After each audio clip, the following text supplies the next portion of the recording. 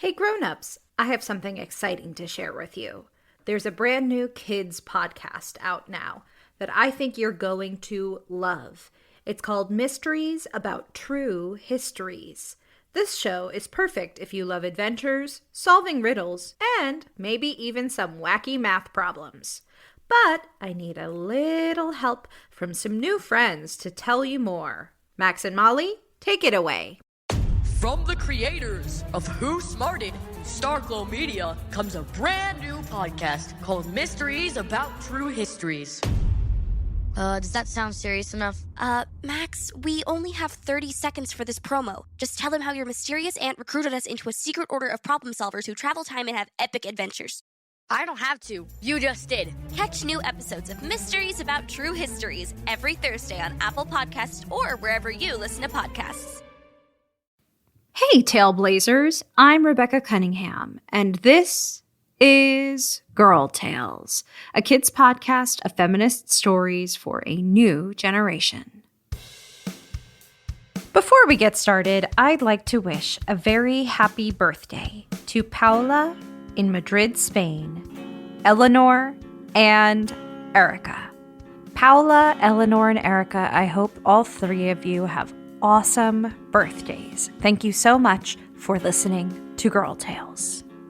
Grownups, if you would like to hear your child's name at the top of our next tale, head to patreon.com/girltales and donate today. Now on to our episode. This is Storm Magic. Enjoy! I would like to tell you about a friend of mine. Their name is Finn, and they were in the middle of some really strange happenings a few weeks ago.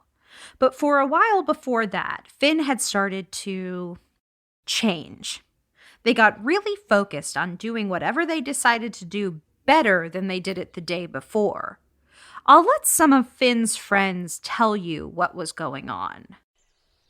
We used to hang out together a lot. We would go on walks around Freshwater Lake and watch Lucky and the ducks swimming and just take our time. But Finn started making every walk some kind of competition with themselves, where each time they had to walk faster and walk more steps than the time before. I use a cane, and I can't always keep up at high speeds. So it was less fun for me once they started focusing more on improving themselves or whatever than on enjoying our time together. I don't really see them anymore. Finn loves Freshwater Lake. Fly fishing in the lake is one of their favorite hobbies, and mine too. But I don't know if it's really a hobby for them anymore. They started keeping track of how many fish they were catching each time and comparing it against what they'd caught before, and now there's all this pressure on it. I used to love listening to them geek out about the difference between dry flies and wet flies and streamers and all that, but they've gotten really intense about it lately, almost like they can't talk about anything else when we're fishing. They don't really listen to me. It's like my friend disappeared. Can you hear what was happening? Everything became about self-improvement to Finn, to the point where they had stopped taking care of their friendships and only focused on themselves. That's when they started to become invisible. It only happened when they were really focused on self-improvement, but because that was happening more and more, Finn was invisible and alone more and more often. On the day I want to tell you about, Finn was down at Freshwater Lake, fly fishing alone. Finn spent most of their time at this point focused on themselves, so Finn was completely invisible most of the time. On this day, Finn looked up from a cast and saw a pair of ravens hopping along the side of the lake. It's not unusual to see ravens around freshwater. Most of them are playful birds who mind their own business and eat whatever they can find. But these ravens had learned a selfish kind of magic, and they wanted more than what they needed. Finn listened to the birds as they hopped closer. "But are you sure there is no one here who can overhear us?" croaked one of the ravens. "No, you can see there's not," said the other. There's not a soul around apart from those annoying ducks, and they're all the way over on the other side of the lake. Ugh, those ducks, croaked the first raven. Always quacking.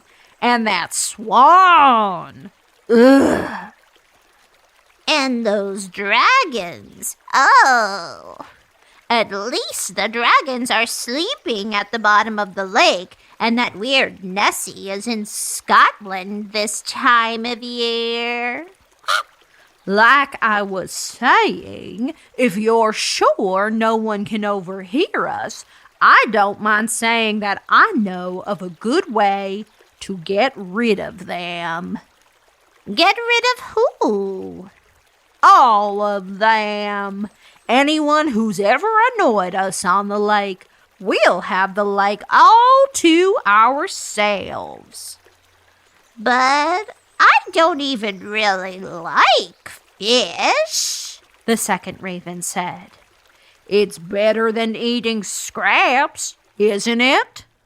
The second raven agreed, and the first raven outlined her plan. We will put a glamour on ourselves so that anyone looking at us will see only the lake water whipping up and thrashing around in a squall like Freshwater Lake has never seen. They will all be so scared of the storm they'll leave freshwater without ever knowing it's just an illusion. Even the dragons sleeping below will see a storm on the surface and leave in fear. Then it will just be us and all the fish we can eat. The second raven loved this plan, and the two magic birds sat there a long time talking about how happy they would be after this storm. But wait, the first raven croaked. You're sure no one is listening to us? I thought I heard something splash nearby before. At this, Finn froze. The raven had heard when they cast their line. But we looked all around and there was no one, said the second raven. It's just that there's a counterspell for the storm we're going to make, and if someone overheard us and used it, all our plans would be ruined. What's the counterspell, sister? Those who are invisible can see past the glamour. If two invisible people jump into the lake hand in hand when the false storm is at its peak, it will ruin our magic. But there is no one who knows it, both ravens cried, and they laughed loudly, screaming and croaking.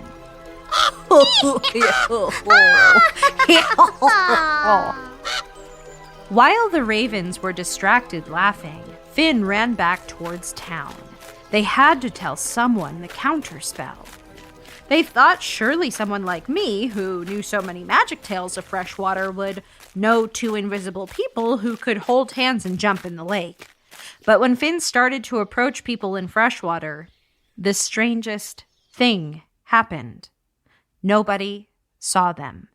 Not the friend they hiked around the lake with, not the friend they fly fished with, not me or my wife or our little dogs Cheese and Sherlock. Not even Finn's own family. Finn was left with one conclusion. They were invisible.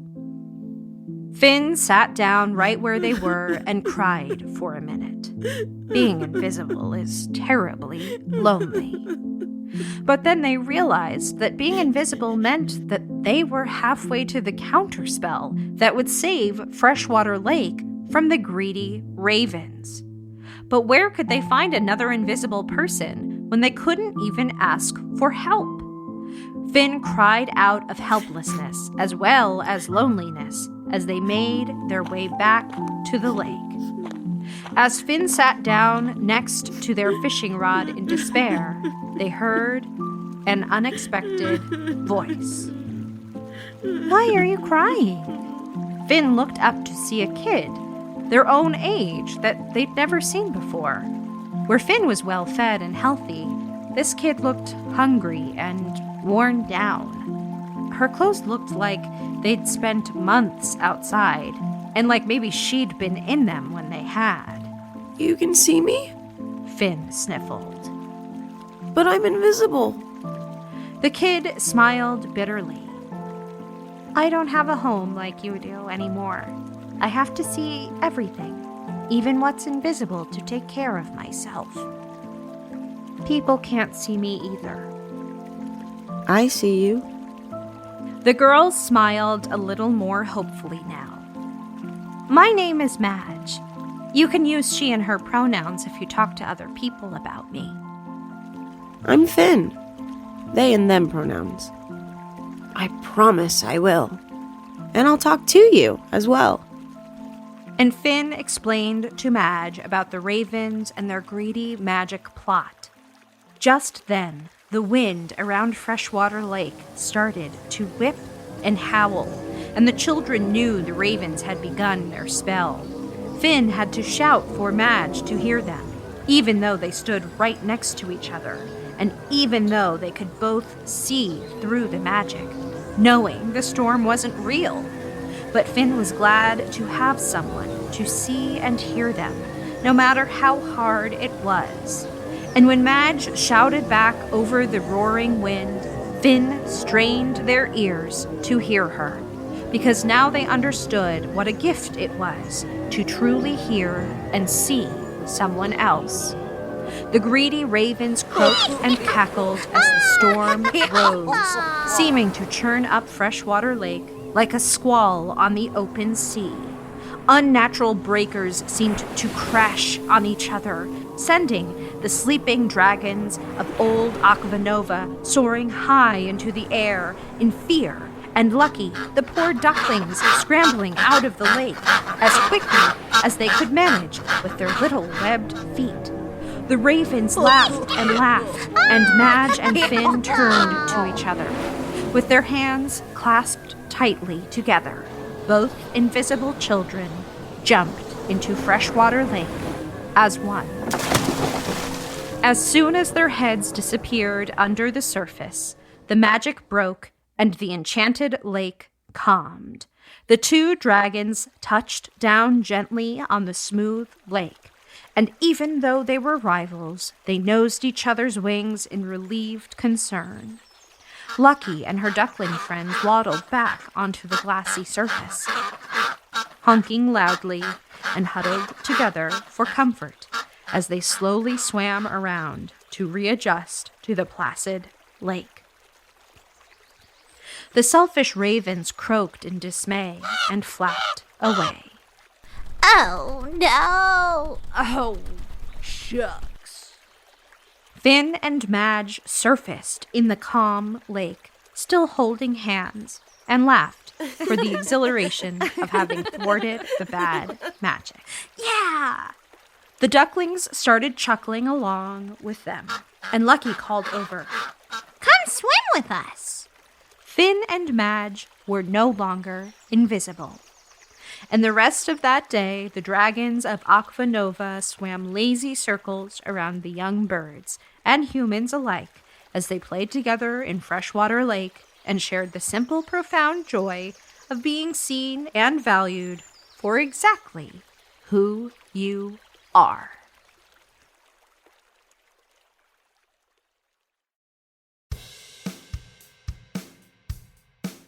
That was Storm Magic, written by Dani Martineck, produced by Tessa Flannery, performed by Imani Russell, Chad Chenail, Tessa Flannery, and me, Rebecca Cunningham.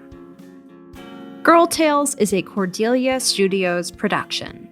Don't forget to subscribe, rate, and review wherever you get your podcasts.